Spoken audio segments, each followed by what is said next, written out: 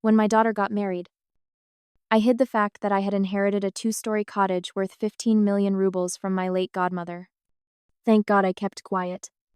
A couple of days after the wedding, my son-in-law came with a notary. Before continuing, subscribe to the channel and leave any comment.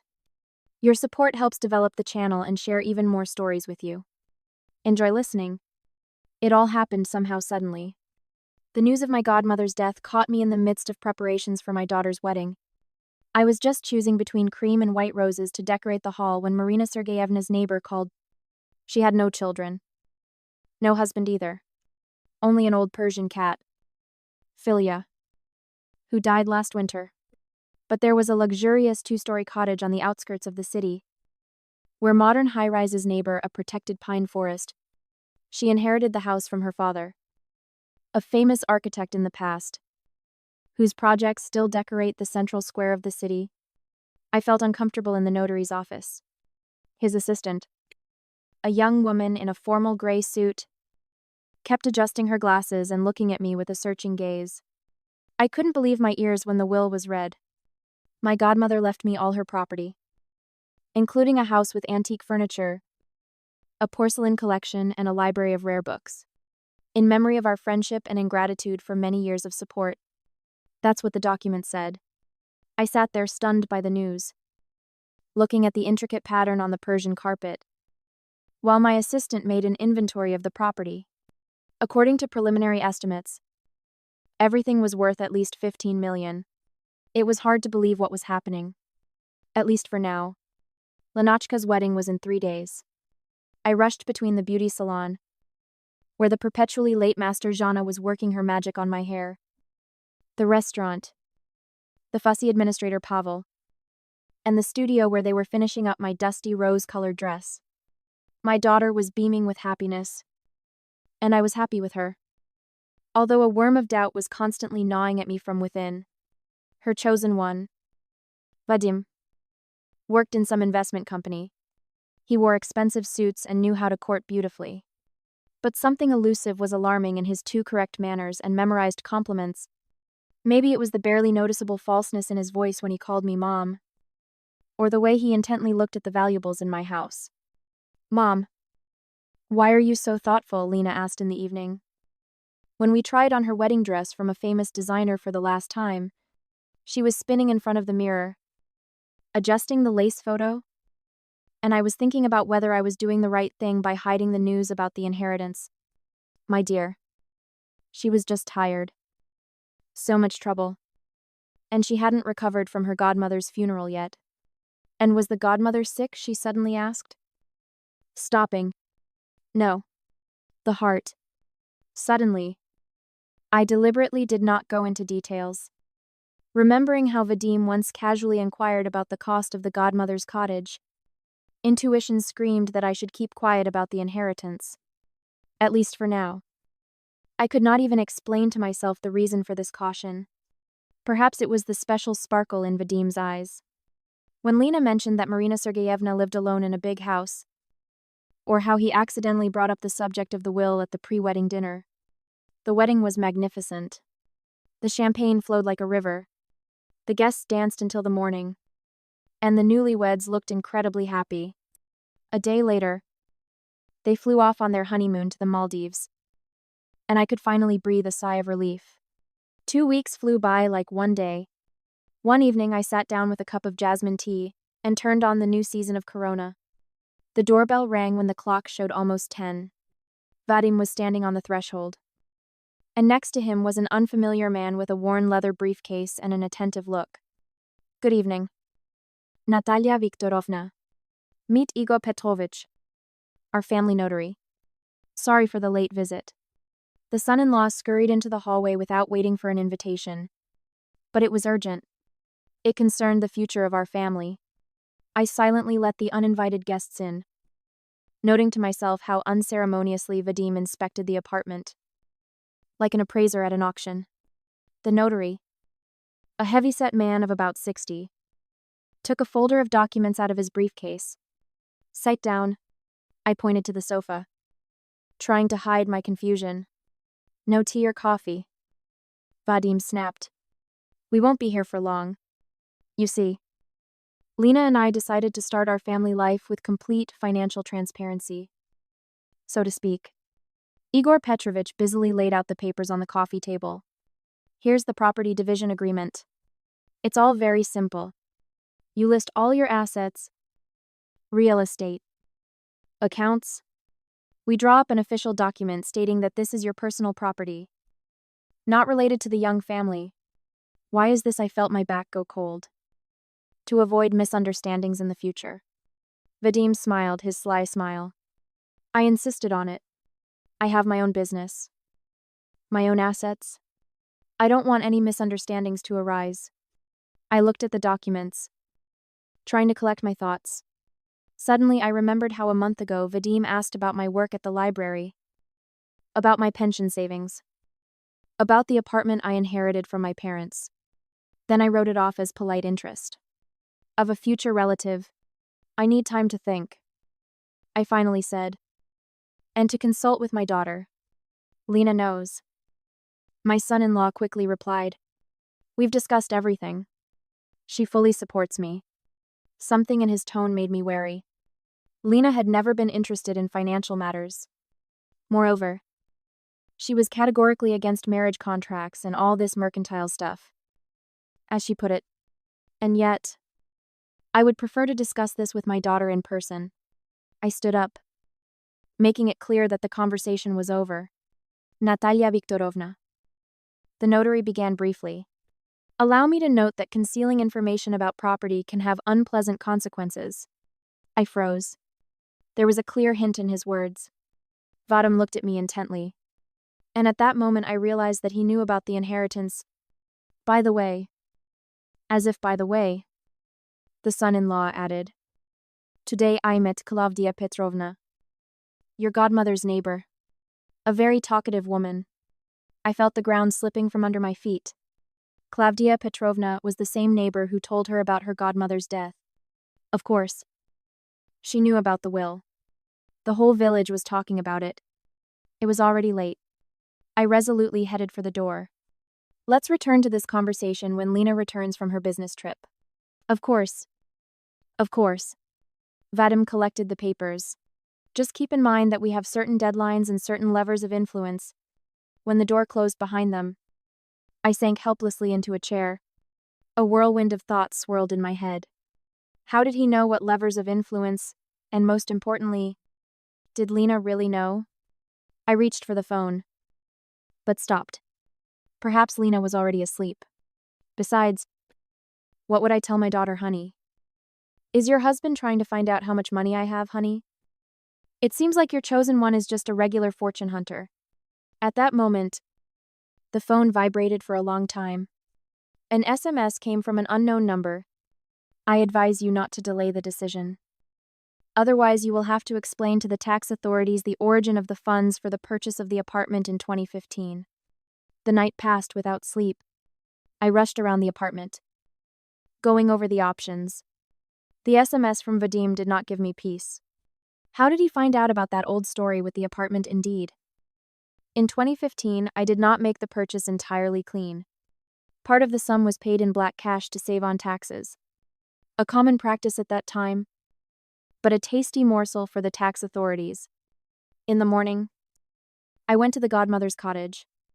I needed to at least inspect the inheritance, which had caused so many problems. The house was completely silent. Everything here breathed the memory of Marina Sergeyevna. A collection of porcelain figurines on the mantelpiece, stacks of books on architecture, a teacup on the table. It seemed that the hostess had just left. Natalia has arrived. A voice was heard behind me. Klavdia Petrovna, the neighbor, was already standing in the doorway, and I see an unfamiliar car at the gate. Hello. I tried to smile. I came to check how everything was here. Yes. Yes. I understand, nodded the neighbor. Such an inheritance. Such an inheritance. Your son-in-law was wondering yesterday how much real estate in the village was. A pleasant young man. Courteous. I froze in place. What exactly was he interested in? Yes. You kept asking about Marina Sergeyevna's house. How many rooms there were. What state the utilities were in. And then so strangely asked if she had mentioned a will before her death. Klavdia Petrovna lowered her voice. Of course. I admitted that she wrote you everything. What's there to hide? The whole village knows. At that moment, the phone rang. It was Lena. Mom. Hi. How are you? The daughter blurted out in a tense voice. Everything is fine. Sunshine. When are you returning from your business trip? Mom. She ignored my question. Vadim said you refused to sign some important documents. What's going on? Lena, do you know what these documents are? The pause dragged on. Well, it was something about property. Vadim says. It's for our common good. Mom, please don't make it complicated. He's very worried. My daughter. I took a deep breath. Tell me honestly. It was his idea. What's the difference? Lena's voice took on a hysterical tone. We're a family now. We shouldn't have secrets from each other. And anyway, I know about the godmother's house. The last phrase sounded like a shot. So, Vadim had already managed to work on her. 2. Lena. Listen. No. You listen. Why did you hide it? Do you think I'm not worthy of knowing? Or are you afraid that Vadim and I will covet your money, daughter? It's not like that. That's right. That's it. Vadim is right. You don't trust us. The phone rang briefly. I slowly sat down on the godmother's antique sofa. The pine forest rustled outside the window, where we once walked with little Lena, collecting pine cones for crafts. Another alarming SMS came to my phone. Time flies. Tomorrow at 1500 I'll wait for you with the documents in my office. And I'll send you the address. I looked at the picture of my godmother on the wall. She was smiling her special, slightly sly smile. And suddenly I remembered her words. Spoken shortly before her death. Natasha. The main thing is, don't let anyone sit on your neck. Even close people. Especially close people. The decision came suddenly. I took out my smartphone and quickly dialed the number. Hello? Sergey Mikhailovich. Hello. This is Natalia. It seems that I really need your legal help. Sergey Mikhailovich. An old friend of the godmother and a well-known lawyer in the city. Arrived in an hour. Sergey Mikhailovich. An old friend of the godmother and a well-known lawyer in the city. Arrived in an hour. As always, he radiated the calm confidence of a man who has seen a lot. So, you say. A family notary, he chuckled. Having listened to my story. And did you check his license? No? I thought so. The man took out a laptop and quickly tapped the keys. Igor Petrovich Savliev. So. Interesting. Very interesting. What's there? I leaned forward. Your notary was deprived of his license 3 years ago for forging documents. By the way. And he paused meaningfully. He's listed as a consultant for your son-in-law's company. Which company? Invective. A small firm specializing in shady real estate deals. More precisely. He turned the screen toward me. Specialized. Now on the verge of bankruptcy. The picture began to take shape. Vadim was looking for a way to save his business. His godmother's inheritance could have become a lifeline for him. And now look. Sergey Mikhailovich has opened another page. Over the past year, several real estate transactions have gone through this company. The scheme is simple: elderly, lonely owners of expensive real estate. A young, charming consultant. An offer to invest property profitably. Can you guess how it all ended? I felt nausea rising in my throat. But, Lena, she can't be involved in this. Most likely. No. I hope not. Judging by his handwriting, your son-in-law is a professional manipulator. Knows how to persuade and play on emotions. Your daughter probably sincerely believes in his good intentions. At that moment, a new message came from Vadim. I hope you made the right decision. I remind you about the tax office. And here is blackmail, the lawyer commented. A classic of the genre. But I have good news for you. The statute of limitations for tax violations in 2015 has already expired. These are empty threats. What to do first? Collect evidence. Do you have any messages? Great. Do you have conversation recordings? No, then let's start right now. We spent the next 2 hours developing a plan. Sergei Mikhailovich contacted the tax inspectorate, the prosecutor's office, and his acquaintances in the police. It turned out that law enforcement agencies were already interested in the investment assets activities. Tomorrow at 3:00 p.m., you will indeed come to his office. The lawyer summed up. Just not alone. Agreed. Lena called in the evening. I was pleased by the sincere remorse in her voice. Mom, forgive me for this morning. I got carried away. Everything is fine. Honey, Vadim just says that this is important for our future. That all modern families do this. Of course. My dear. Tomorrow I'm meeting Vadim. We'll discuss everything with him. Right, oh. Mom. I'm so glad. He'll be pleased. Thank you for agreeing. I don't want to start a marriage with conflicts. I looked at the sunset outside the window. The sky had turned an alarming crimson. At such moments, my godmother liked to say, a red sunset means the wind of change. Changes were indeed approaching.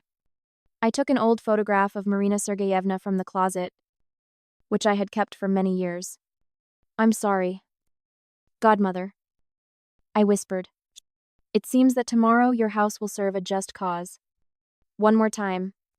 The last. By midnight. A message from Sergei Mikhailovich arrived. Is everyone ready? Tomorrow at 2:30 p.m. we will meet at my office. Hold on. Natalia. Justice will prevail. And you will be able to sleep peacefully. The investigative office was located in an old mansion on the outskirts of the business district.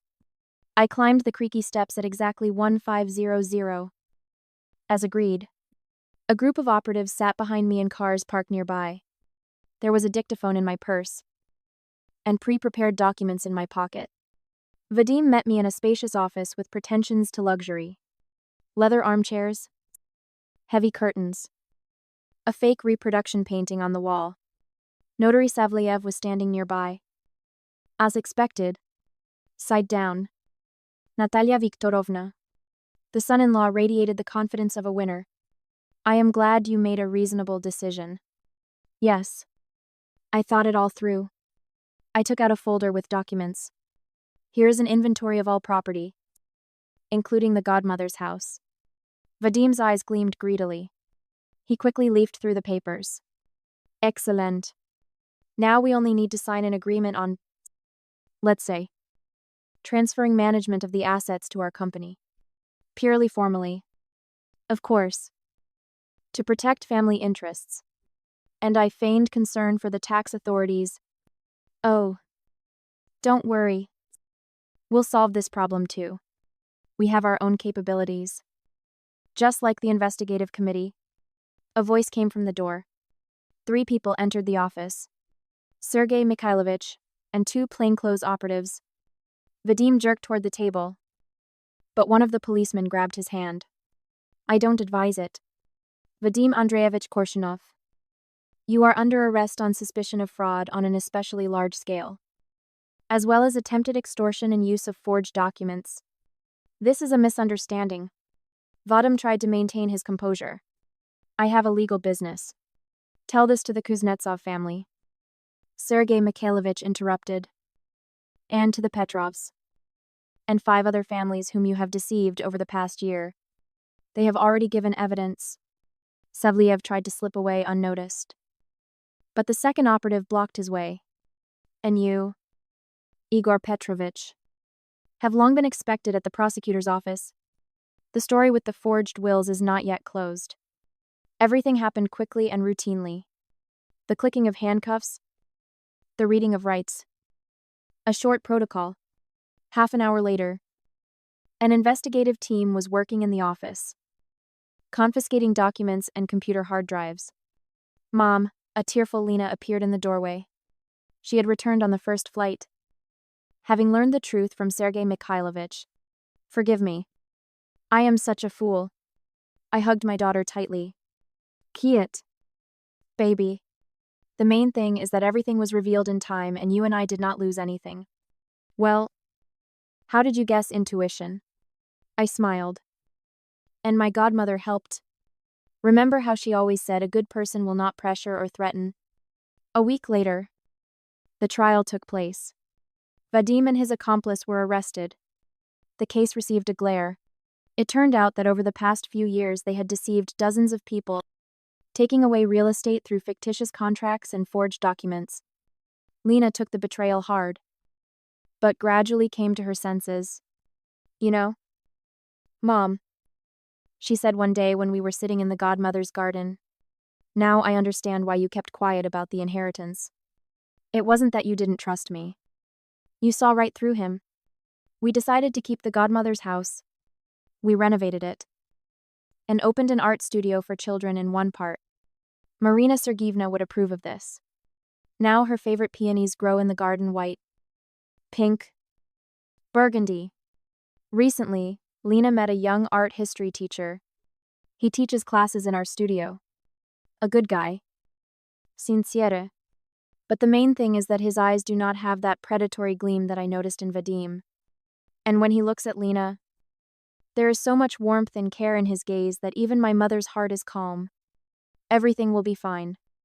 As if I hear the voice of my godmother.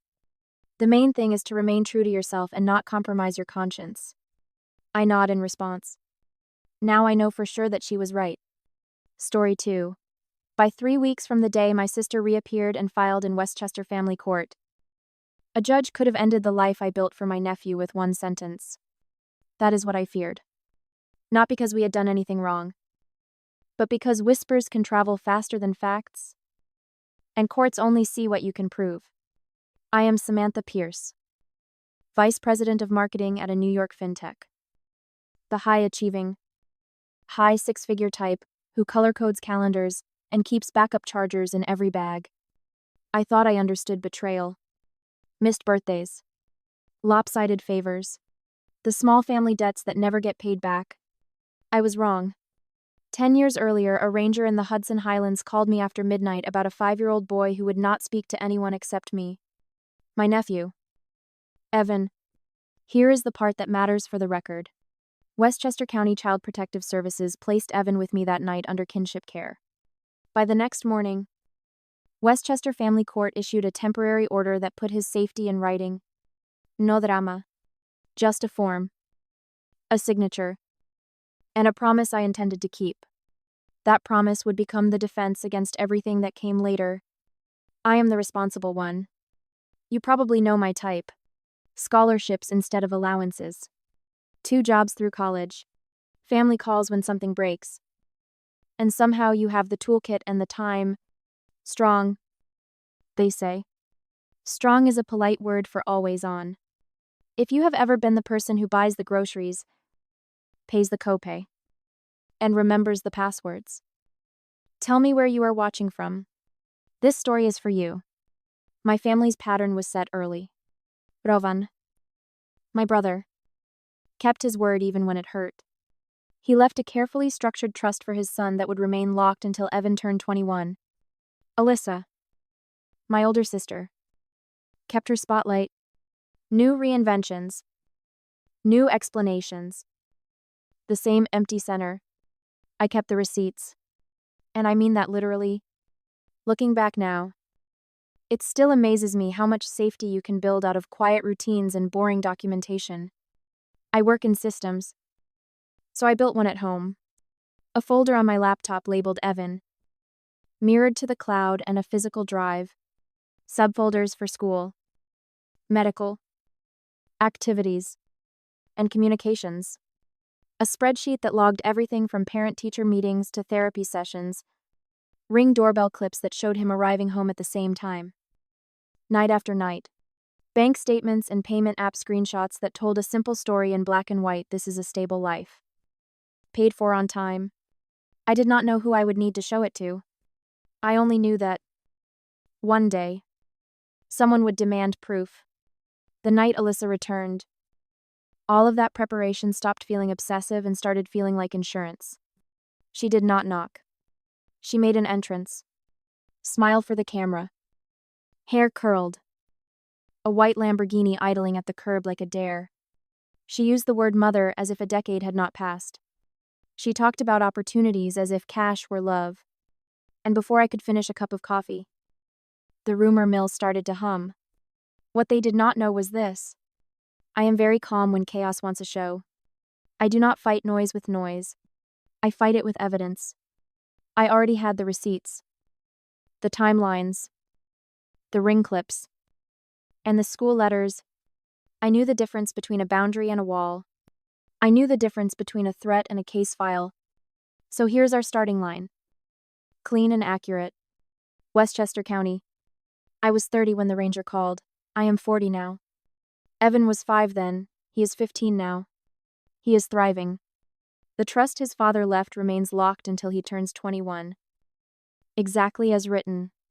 Alyssa has returned and chosen a courtroom over a conversation. And I have decided to tell this story the way I lived it quietly. Precisely. With every claim resting on something I can show. If you have ever been painted as difficult for insisting on rules, stay with me. If you have ever been told blood is blood, while someone tried to rewrite history, stay with me. I will walk you through the sacrifice, the betrayal, the awakening, and the orderly way consequences arrive when you refuse to lose your temper and refuse to lose the thread. Looking back now, I can see how the load settled on me so quietly I almost called it normal. Westchester County placed Evan with me under kinship care that first night. And by the next morning the family court signed a temporary order. After that, life did not become dramatic. It became structured. That is how safety sounds in a house with a child who has already learned what silence costs. I built our days the way I build a go-to-market plan. Clear goals. Simple rules. Repeatable steps. Breakfast at 7. School drop-off on time. A weekly therapy session with a clinician who specialized in grief in kids who dislike questions. A Saturday STEM block where Evan could take apart old electronics and make them tell us what they used to be. I kept my camera roll boring on purpose. Photos of homework on the table. Shoes lined up by the door. A clock on the oven reading the same bedtime over and over. Proof is not a speech. Proof is routine. Captured. The money side mattered. And I did not pretend it did not. I made high 6 figures, which meant I could turn stability into line items without breaking us. I separated every cost, because I knew one day a lawyer would want to see the split. Direct expenses went in one column. School tuition, tutoring, therapy, sports fees, doctor visits, glasses, textbooks, laptops, field trips. In another column, I logged proportional housing costs by square footage used and nights at home.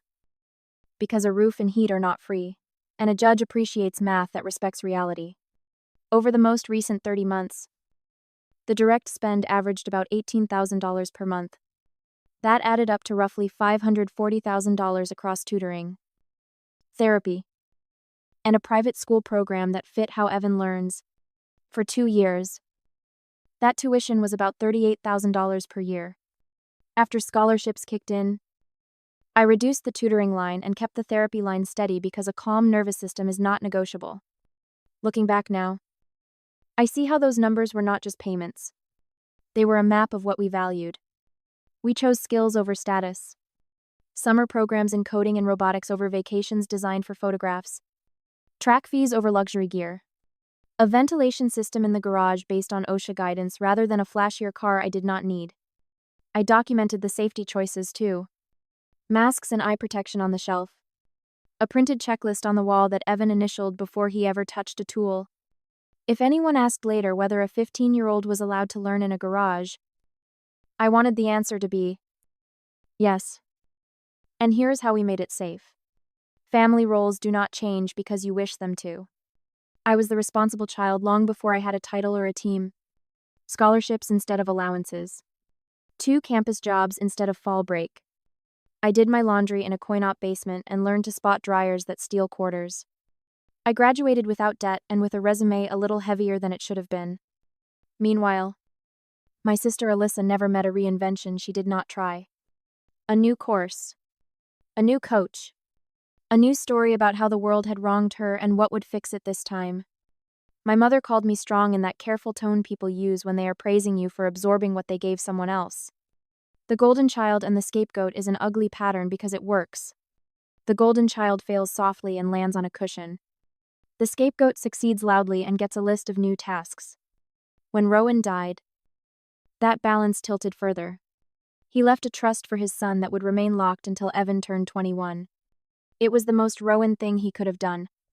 Plan, protect, and make sure a boy who had already lost too much would have a runway when he became a man.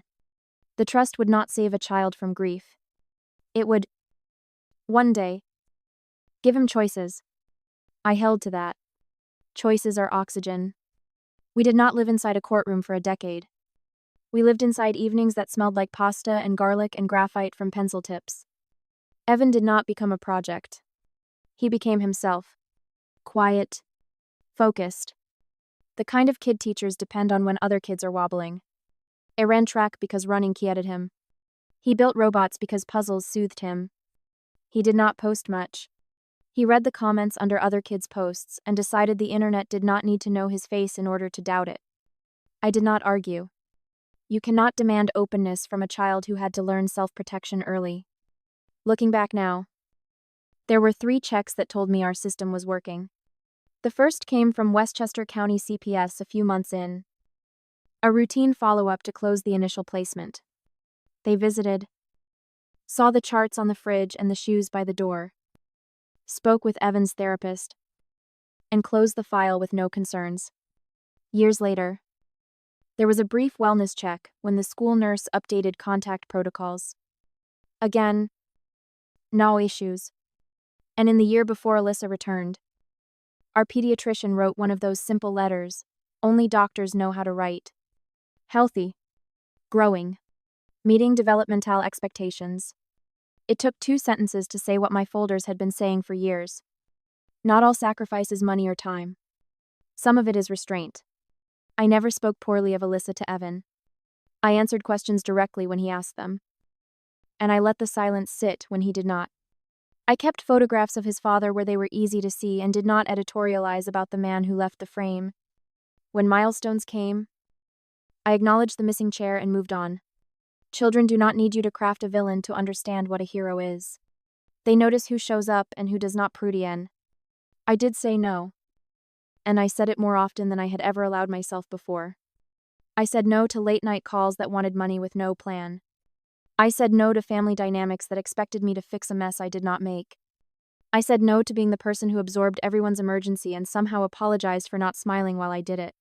Boundaries did not make me hard. They made me steady. There is a difference. There were hints, even then, that the past would not stay put.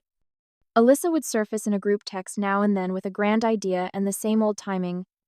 A brunch that we were supposed to pay for. A plan for Evan she had not asked him about. I did not fight on a phone. I used one sentence that saved me every time. Please send that through counsel. People who are not serious hate that sentence because it removes the stage. It also preserves the record, which is what I cared about. Looking back now, I can also admit that I was preparing for something I could not name. I tightened the system without becoming paranoid. I kept copies of important papers off-site. I added a credit freeze to my standing to-do list after hearing a colleague's story about identity misuse. I trained myself to narrate dates and times into my phone in the car so that my memory would have a timestamp if I ever needed one. It was not fear. It was the habit of a person who has watched chaos try the front door before and decided a deadbolt is not overkill. The sacrifice I am proudest of does not fit in a spreadsheet. It is the way I gave Evan my attention without turning him into a mirror for my anxiety. When he wanted to try out for track, I did not make him rehearse potential embarrassments. We bought running shoes and showed up. When he broke down the old toaster and rebuilt it wrong 3 times, I did not step in with a lecture about efficiency. He figured it out, grinned, and wrote down the solution so he could show his therapist how he navigates frustration. That is growth you cannot fake. I did plant evidence, because future me might need it. Not staged photos. Real ones. A video of him arriving home at 9 on weeknights. Time-stamped by the doorbell camera. A clean safety log initialed by him before we powered the ventilation in the garage. Email threads with teachers and coaches where I asked for feedback and documented accommodations. Payment app screenshots annotated with categories. I did not post any of it. I archived it. The internet is a megaphone. Court is a filing cabinet. I knew which one we would need. Looking back now, I understand what those years built. They built a boy who trusted routines and a woman who trusted herself. They built a record that did not need adjectives. They built a home that could withstand a storm without shouting at it. So, when Alyssa rolled back into Westchester with a grin that said a room owed her its attention, I did not have to invent a plan. I already had one. It was called the truth. Documented. And that is the bridge into what came next. Because sacrifice only feels like sainthood when no one tests it. The test arrived quickly. First, as a rumor you could swat away with a laugh. Then, as a pattern that would take more than dignity to defeat. In a minute, I will show you how suspicion becomes certainty when you listen carefully and write everything down. It started small. A whisper with clean hands. On a Monday morning, a PTA mom pulled me aside in the parking lot and asked, in that careful voice people save for gossip dressed as concern, whether Evan was spending too much time around tools in our garage. I smiled. I told her our safety checklist lives on the wall and that Evan initials it before he ever flips a switch. She nodded. Unconvinced. I made a mental note and opened the evidence folder on my phone in the car. One line. Date. Time. Summary. Source. By Wednesday, the school counselor emailed to touch base. A stranger had phoned the office claiming to be from Westchester County CPS, asking for Evan's records. The principal did the right thing. He called the real CPS. They had not called. Spoofing is a trick. It is also a crime. He alerted me. Then logged it. I added his email to the folder and turned on my recorder before I returned his call so the timeline would have a voice as well as a text. A day later, a message landed at my work address from a burner email with a name that sounded like two first names glued together. It asked if our company had a policy about executives exposing minors to hazardous equipment. I do not respond to traps. I forwarded it to HR with a short note and attached the same safety checklist Evan has used for years. Boring as a shield. I have practiced. Breadcrumbs fell on schedule after that. A new account in a local Facebook group posted a thread about an aunt with a drinking problem and a boy left alone late. I do not drink. And the Ring camera shows Evan arriving home at 9. Night after night. Holding a backpack and a key, I exported a short clip. Time stumped. And filed it under community claims, with links to the original posts in case anyone tried to edit or delete them later. By the weekend, a friend in our company's people team texted a screenshot of a message she received on LinkedIn. Same concern language. Same rhythm. Different sender. I thanked her. Logged the URL. And resisted the urge to explain anything. You do not explain your way out of a smear. You document your way through it. Then came the knock on our door I had been expecting. Westchester County CPS. 2 caseworkers. Professional. Courteous. They had received an anonymous report and needed to lay eyes on our reality. I welcomed them in, offered water, and stayed out of the way while they spoke with Evan privately at the kitchen table. Meanwhile, I walked the second caseworker through the garage. The ventilation system hummed softly. Eye protection and masks on the shelf. The checklist on the wall with a signature line and the date. She nodded. We reviewed school attendance and the 2-sentence doctor's note I keep in a clear sleeve. After their walkthrough, they let me read their summary aloud so I could hear the words the way a judge would. No concerns at this time. Case to remain open for monitoring. Then close if no further credible reports. I thanked them. They left. I scanned their card and added today's date to the file named CPS follow-up. That visit would become the recent check-in referenced later without scrambling. I wish the story stopped at mischief. It did not.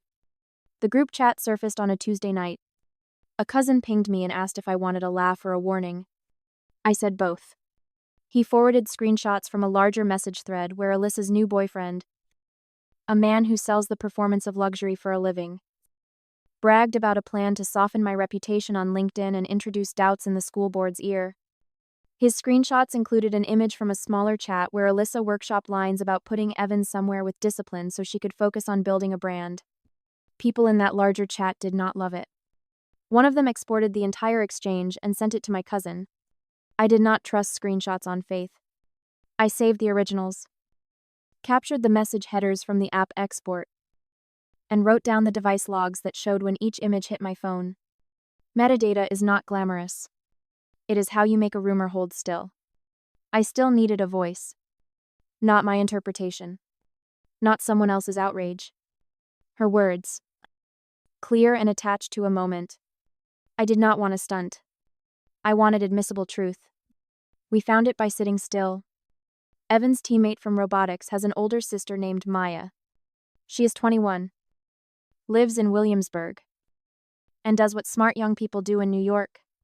She eats late in restaurant lounges where the bar is the backdrop. Not the point. She texted me on a Friday. Alyssa is here. With a man who looks like a brochure. She is loud. I did not go. I asked Maya to be careful and to keep her distance unless she felt safe. 10 minutes later, she texted again. They sat beside her. Alyssa started a conversation because that is what Alyssa does when she believes a room owes her its attention. Maya did not just listen. She asked light questions any stranger would ask. How old is your kid? Where does he go to school? What are your plans once he graduates? She became a participant. In New York. That matters. One party to a conversation may record it. Maya tapped record. The audio is not dramatic. It is a hum of plates and voices with sentences set like stones. Kids are only cute when they are little. I am not wasting my life raising him. I did my time. Once I have custody. He is going to a military boarding school back east. Structure. Discipline. He will thank me later. The trust it is for our family. Not for his aunt to play pretend. Maya did not push. She did not bait. She asked what any friendly stranger would. Why military school? Why not stay where he is doing well?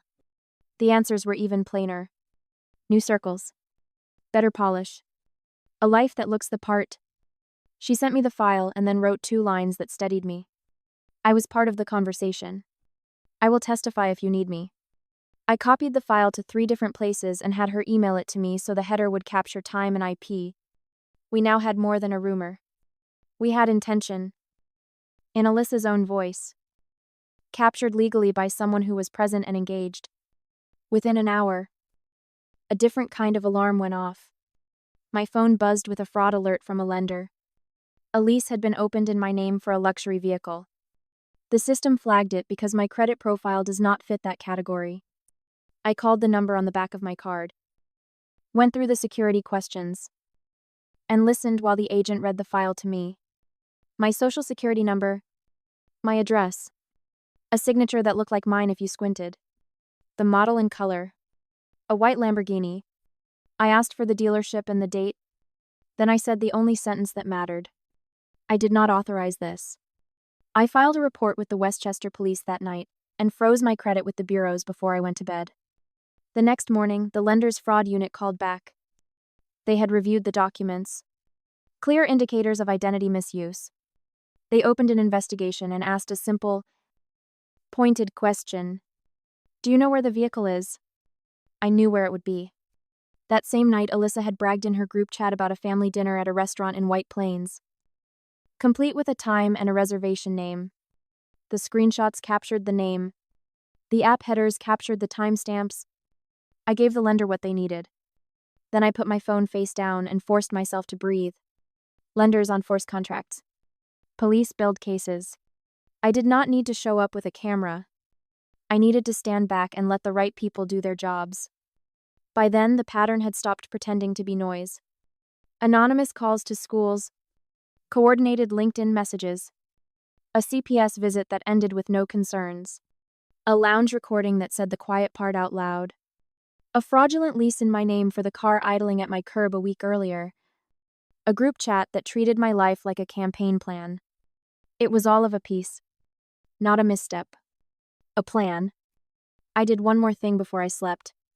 I opened a new document titled Timeline for Counsel and wrote it as if the judge herself would read it. Dates spelled in full. Names. Times. Attachments listed by file name. Every breadcrumb in order. Not a rant. A ledger. This is the hinge. Suspicion had been the opening act. Certainty is the curtain rising. In the next part, everything connects. The whispers. The recording. The fraud alert. The way a single word like custody can turn a child into a ticket. I will show you how the surface betrayal hid a deeper design. Who helped? Who looked away? And how long it had been in motion. Then we will turn the lights on. The night after I finished that timeline for counsel, everything snapped into focus. Not louder. Clearer. Like someone cleaned the glass. Layer 1. The surface betrayal. Custody was never about mothering. It was about money dressed as opportunity. Alyssa said it herself to a friendly stranger in a Williamsburg lounge. Ship him to a military boarding school. Use education to unlock a trust that does not belong to her. Pretend sacrifice. Spend the benefit. That was the front of the postcard. Layer 2. The deeper design. The smear was not random. It was a sequence. Anonymous calls to the school. Coordinated messages on LinkedIn. A CPS visit that resulted in no concerns but still consumed hours and attention. And then the identity misuse that tried to drape my name over a luxury lease. Each move created paper that could be waived in court. Concerned community chatter.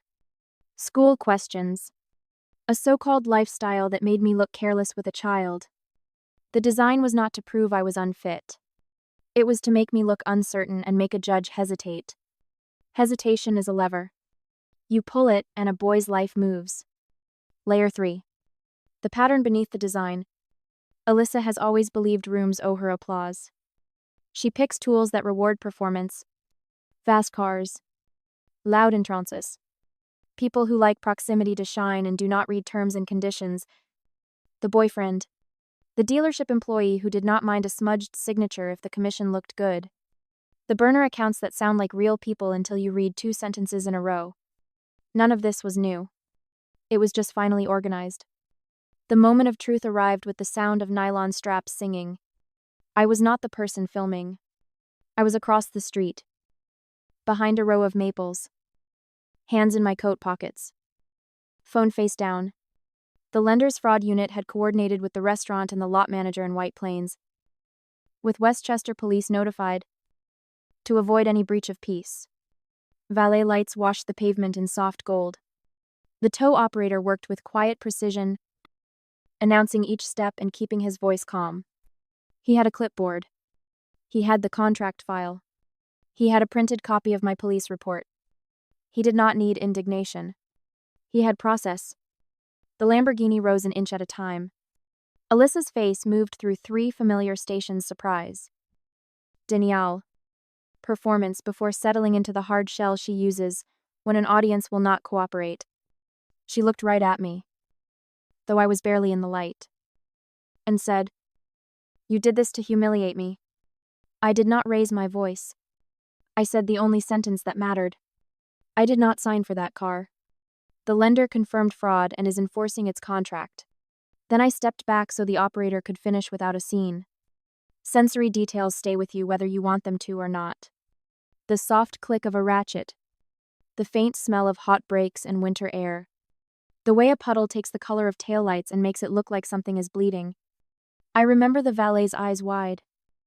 Then, careful because he suddenly understood this was not a reality show. It was a paper show. Paper beats volume. Every time. On the sidewalk? A few relatives shifted from foot to foot, unsure whether to comfort or to calculate. Someone started to raise a phone and then thought better of it when the lot manager shook his head. Good. No circus. The only records I needed were already in motion, the lender's repossession paperwork. The police incident number. The time-stamped reservation that placed Alyssa and the vehicle at that location. Facts do not need filters. Standing there, I could see the whole diagram at once. The whisper campaign tries to soften the ground. The fake CPS call aims to pry loose records. The surprise CPS visit eats calendar space and introduces doubt. The lounge recording exposes motive. The fraudulent lease creates the optics of recklessness in my name. The group chat rehearses lines for anyone who might listen. All of it pointed at one word that sounds noble until you put numbers next to it. Custody. I walked home that night under a sky so sharp it felt man-made. Streetlights hummed. My breath fogged. My mind finally stopped sprinting.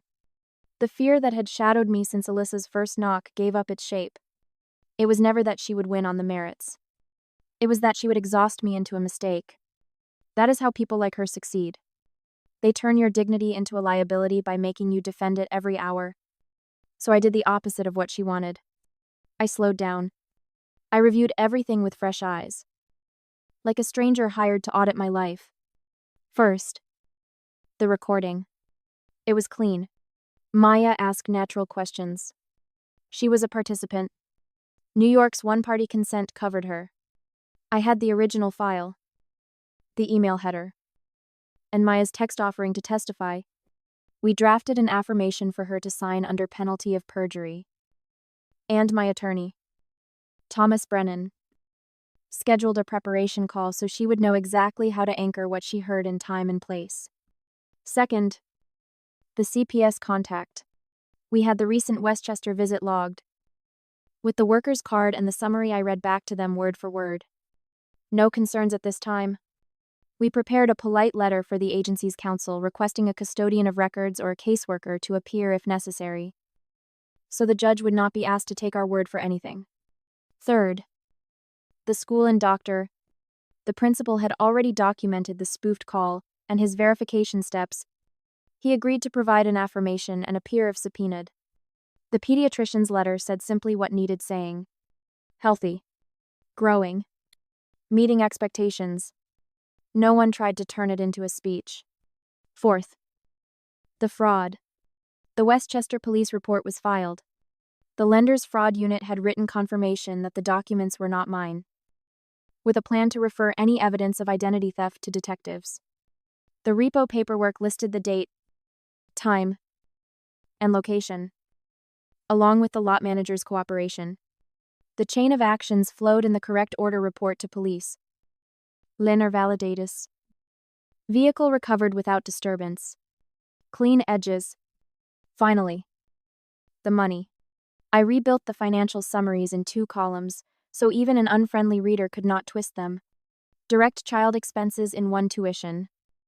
Therapy. Tutoring. Sports fees. Supplies. Shared household costs in another. With a reasonable method for allocation that any accountant would recognize. Over the most recent 30 months, the direct child support averaged about $18,000 per month, totaling roughly $540,000. 2 years of private school at about $38,000 per year before scholarships kicked in. Numbers are not morality. They are handwriting. They show who picked up the pen when it was time to sign. I also checked the smallest things that trip people up. Dates spelled out. Names consistent. Westchester Venue correct. No stray mention of New York City's ACS when the jurisdiction here was Westchester County CPS. Every time I saw a place where prior drafts in my head had blurred, I fixed it on paper. Clarity is a kindness. To a judge. To a child. To yourself. When I looked up from the stack, the anger I had been carrying was gone. Not forgiven. Just finished. There is a difference. I understood. Finally. That the point was not to win an argument with my sister. It was to end a pattern that started long before any of us had words for it. Holden child. Responsible child. A trust that waited for the boy it was meant to serve. A woman who believed rules are for other people. A woman who learned rules and used them like railings. I texted Thomas and asked for an early morning slot. He replied with a time and the words bring the whole folder. We were ready to move from understanding to action. Here is the bridge to the next part. And I want you to hear it plainly. Retaliation is loud. Accountability is quiet. We chose quiet. Phone calls to the right offices. Letters without adjectives. Subpoenas where needed. A preparation plan that would let the facts carry themselves. No theatrics. No bait taken. In a moment, I will show you how we set those consequences in motion. Step by step. Until the balance of power changed hands without a single raised voice. I met Thomas Brennan at 8 sharp with 2 copies of the folder and a calm I had earned. We took the largest conference room, spread everything out, and turned chaos into a checklist. First, we rebuilt the case in clean lines. A master timeline down the center. Every event anchored to a date, a time, and a source. On the left, a column for exhibits. On the right, a column for witnesses. No adjectives. No speculation. Only what we could show. We organized the evidence into 5 sections. Section 1. Child well-being. Report cards. Attendance record. Coach notes. The pediatrician's 2 sentences. Healthy. Growing. Meeting expectations. We added a short letter from the therapist describing focus on resilience and routine. Careful to avoid anything privileged. Section 2. Safety. The garage checklist printed and initialed across months. Photos of masks and eye protection on the shelf. A description of the ventilation system built to OSHA guidance. Not a poster on a wall. We included a brief statement from a licensed contractor who installed it, confirming the specs in plain language. Section 3. Community contacts. A letter from the principal documenting the spoofed call and his verification with Westchester County CPS. The business cards from the CPS visit and my note. Read back to the caseworker. That their summary was no concerns at this time. We asked agency counsel for a records custodian to be available if needed. We did not ask the court to take our word for anything. Section 4. Digital evidence. The lounge recording captured by Maya, who was part of the conversation. Her written affirmation under penalty of perjury. The email header that fixed the file in time and place. Screenshots of group chats accompanied by exported message headers from the app. So a defense of fake could not stand. We hired a small digital forensics firm to generate hash values for the key files and to write a short report on preservation. I do not love tech jargon in a family courtroom. I do love chain of custody that reads like a ruler. Section 5. Financials. 2 clear columns. Direct child expenses in 1. Tuition. Therapy. Tutoring. Sports. Supplies. Devices. Fees. Shared household costs in the other. With a reasonable method for allocation. Over the most recent 30 months, the average direct spend was about $18,000 per month. That totaled roughly $540,000 devoted to Evan's education and care. Private school tuition was about $38,000 per year for 2 years before scholarships eased the bill. We attached bank statements and payment app screenshots with sensitive numbers redacted, and descriptions that matched the ledger. Numbers are not emotion. They are proof of priorities.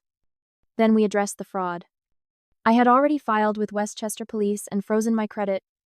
Thomas called the lender's fraud unit on speaker, identified himself, and requested an affidavit from their investigator, confirming the documents were not mine and that the vehicle had been recovered without disturbance. With the lot manager's cooperation, we asked for the repo contractor's work order and a brief note on process, so no one could spin the scene into a confrontation. The facts were simple. I did not sign. The lender validated identity misuse. The lender enforced its contract. We also handled the interim risk. Thomas filed a narrow motion asking the court to set contact parameters until the hearing. Not drama, clarity. All communication through counsel. No unilateral contact with the school. No unannounced visits. The judge issued a short order that matched the request. That meant boundaries were not just polite anymore. They were enforceable. Next came witness prep. We started with the people outside our house. The principal, the coach, the contractor, Maya. Thomas walked each person through what to expect. Answer only what is asked. Do not guess. Anchor your memory to something ordinary. The principal chose the bell schedule. The coach chose a meet that weekend. The contractor chose a delivery receipt date. Maya practiced saying the words Alyssa said without apology or embellishment. Her voice did not shake. We prepared Evan in the gentlest way possible. Short, honest answers. I am safe at home. I am doing well at school. I do not want to leave. No rehearsed speeches. Judges trust teenagers who sound like themselves. I built the courtroom version of our home system. A thin binder with tabs. Not a suitcase. The first tab held the timeline. Every other tab pointed back to it.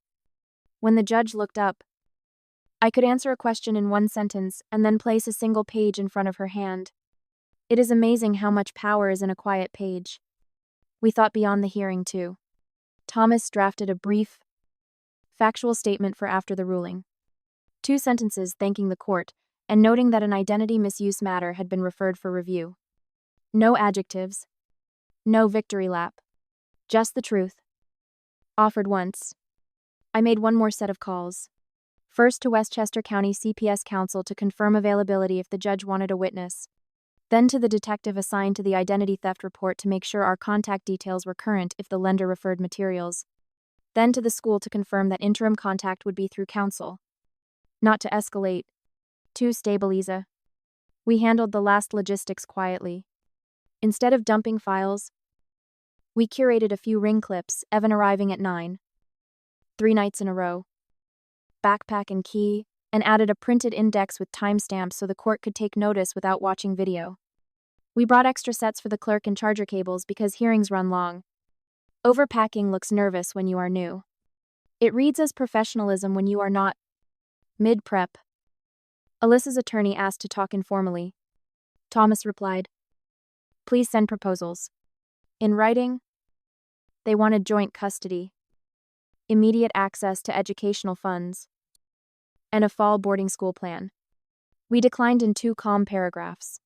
Evan's best interests mean stability. The trust is not apparent. Facts will decide. I did not consider a truce. Truces require trust.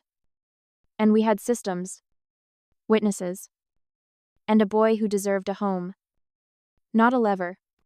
As the hearing neared, the story became a file. Whispers turned into weightless pages because they carried no proof. We were not louder, just steadier. The night before court, Evan and I ate simple pasta at the island. He asked if he would have to speak. Yes. Briefly. If he had to say more than he wanted? No. Routine steadied both of us. I checked the binder one last time, dates spelled out. Names consistent. Westchester venue correct. The recent CPS visit in place. The recording paired with an affirmation. The repo supported by documents. Not drama. And the money in 2 columns. Not boasts. I turned off the kitchen light and went to bed without rehearsing a judge's face. Preparation is the quiet half of power. The other half is letting facts speak.